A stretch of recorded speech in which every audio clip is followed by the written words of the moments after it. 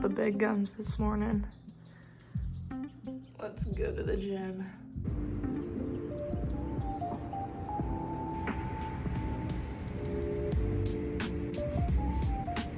I don't actually use this weight. I just think I'm really strong.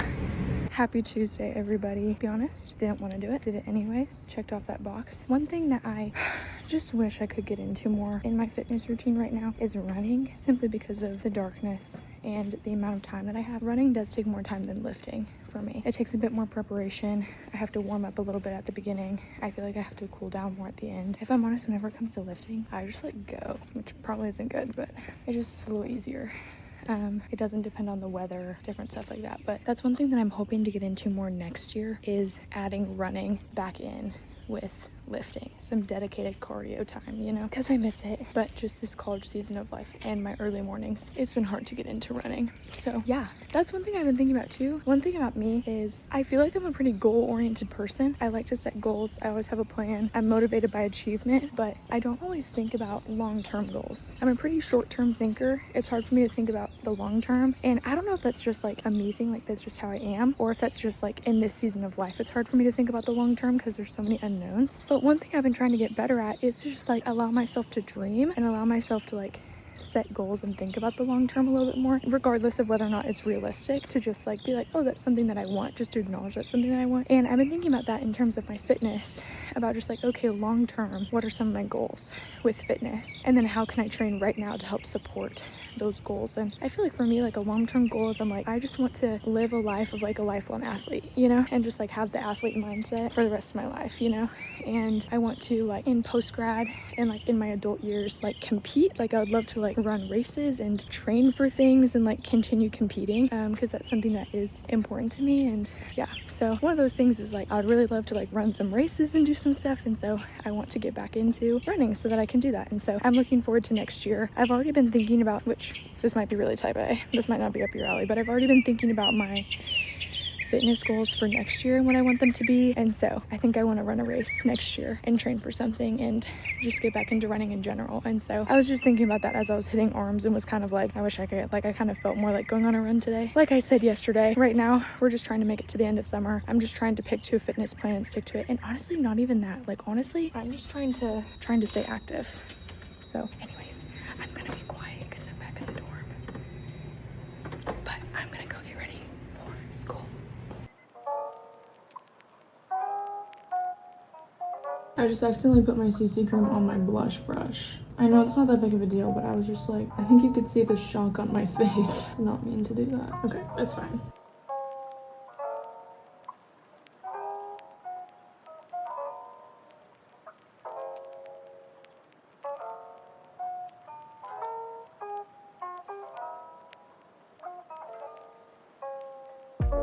Okay, here is my fit check. We've got platform shoes, Braille jeans, this cute top from Amazon. I have some different earrings in today. Hair is just down and blown out. I have been so speedy the last 2 days. I'm 5 minutes early. I'm like ready to go. Because of you. I know it. You make me better. This morning for my quiet time, I'm going to be listening to the Worship Initiative podcast, Ecclesiastes 5-8, and 1 Corinthians 12. Okay, everybody. We are here. Now I'm ready. Guys, I'm so tired. I was falling asleep driving here today. Not good, not good. But anyways, we're here at school. Happy Tuesday, brothers and sisters. I'll probably catch up with you. Get out. I'll see you then. I'm back. As I was walking out to the car, I was thinking to myself, I was like, what is my life right now? Like, what's going on? Just got done hanging out with the precious angels today. You know, they were just so sweet. On a non-sarcastic note though, it was an okay day. I could have taken it or leaving it, you know? So, which I feel like that's how most days are, is I'm just like, yeah, it was a day. But I will say, like, as the weeks go on, you just grow in confidence and all of those things.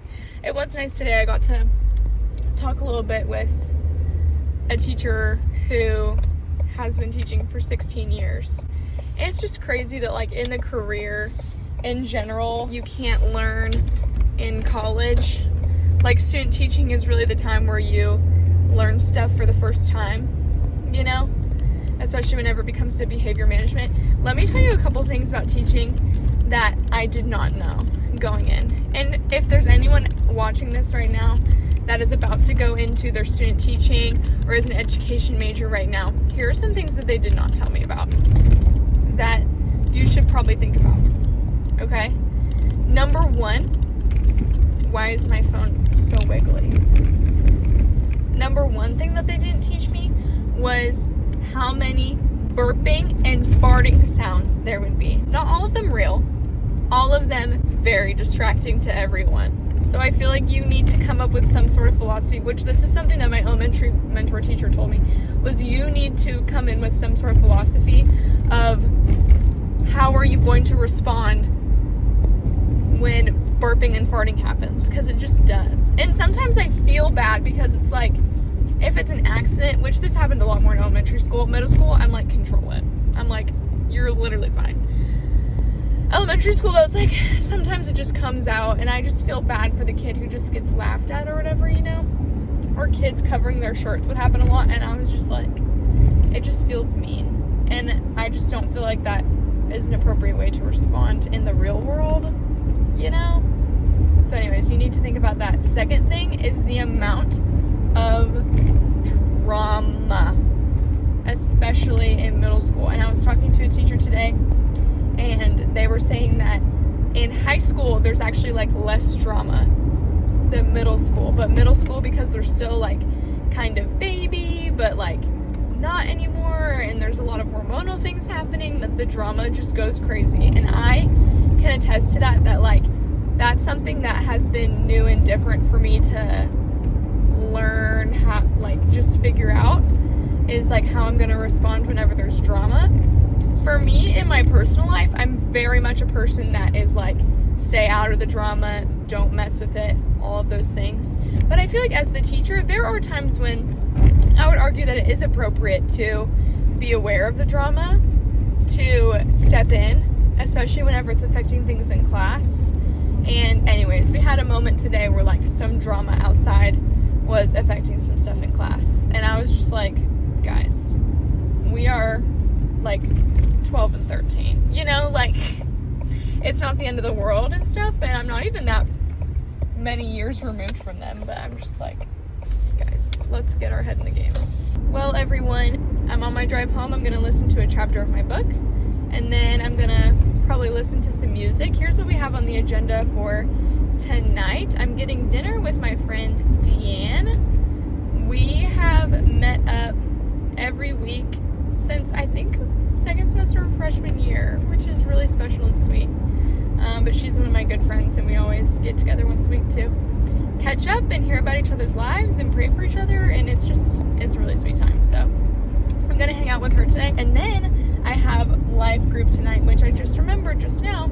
I still haven't prepared for life group like I said I was going to yesterday, so that's definitely on the docket to do whenever I get home. So other than that, I'll probably edit a little bit, probably work on some lesson plans, or probably just like watch some YouTube and decompress, because as we learned from yesterday, it's hard for me to do much of anything after school, especially after this hour commute. It takes it out of me, and I'm like a sack of potatoes. And so, yep, definitely a goal for tonight will be to get to bed on time, and for Wednesday too, because it's possible that we might be having some later nights this week, so I want to make sure that I get some good sleep.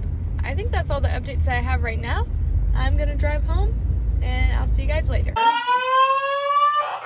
Time to evacuate. Wait, I got some. Hey, are you going to dinner? I'm going with Deanne. I should get my ID though, just in case I can go straight there. Everyone, this happens all the time. Someone must have burned their popcorn, or maybe we're all gonna die, who knows. Kaya, because she's an RA, has to go put out the fire herself. Everyone stay safe out there. Also, failed the room check that we cleaned for yesterday. Oops. Come on, Kaya, we're gonna get burned to a crisp. Okay, everybody, I just got back from life group. It is now 7:36. Life group today was really good and sweet. We ended up sitting outside on a picnic table. Life group, if you're watching, I love you so much, truly, and think about you a lot. Now, I am working a little bit on some graduation stuff. My mom texted me some things that I need to get done, so I'm gonna do that. Love you, Mom. And then I'm gonna go to bed. So I have my solo week for teaching next week, which means that I am doing it by myself, obviously. And anyways, I'm just like, gotta get my lesson plans together for that. So it's a little bit stressful, not too stressful. It's just the class periods are 50 minutes. And if I'm honest, I'm like, what the heck are we gonna do for 50 minutes? Chat? Like, so who knows? But after I get this done, I'm probably going to get ready for bed and get into bed. It really is the best choice for me right now to go to sleep. I know this about myself. So let's do it.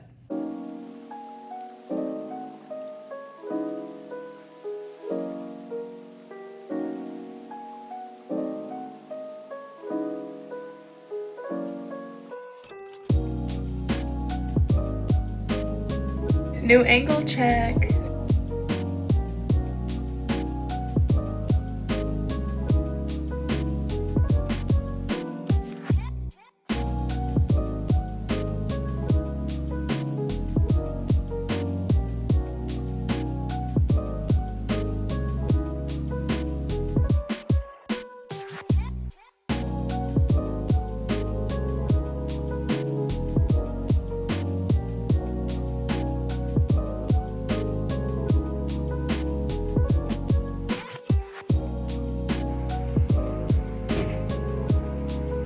Here, I want to tell you guys about the optimal reading position when you're in your bed, okay?